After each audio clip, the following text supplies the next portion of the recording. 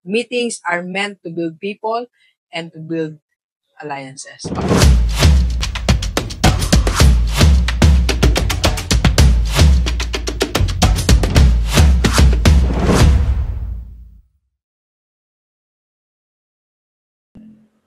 Universe, if you want to grow your business, dapat meron kang iba't ibang klase ng meeting. Yes. For a week, siguro at least you have a minimum of 10 meetings. Aside from your meetings sa clients mo and follow-up. Iba pa po yun.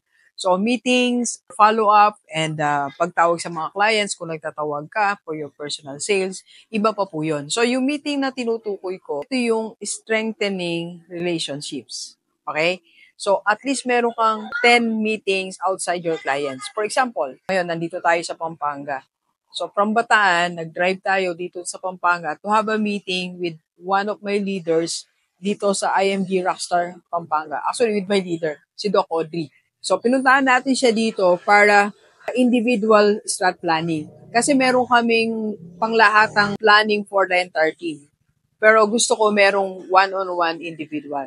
Okay? One meeting this week na very important kasi it's building Doc Audrey here eh.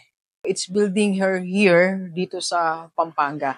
Madami din ako ditong followers na taga Pampanga. They want to join our community, IMG Rockstar. Dito, pwede silang mag-meet, pwede mag-meet with Doc Audrey. So, that's one meeting. Pwede ka rin magkaroon ng meeting with alliances. For example, merong business owners doon sa isang province or sa kabilang municipality na you can build alliance, partnership na gusto nyo simulan, that's also part of the meetings.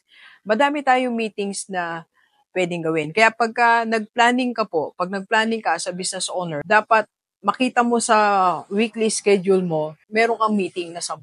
Okay? So pag walang 10 meetings, magiging weak yung relationship aspect ng yung business.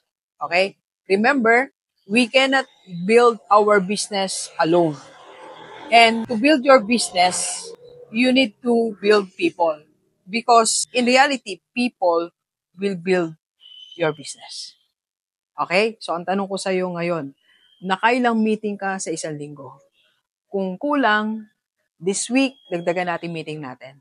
Minimum of 10 meetings. Okay? To build your business, and to build your business, you have to build your people first. Okay? And you have to build alliances.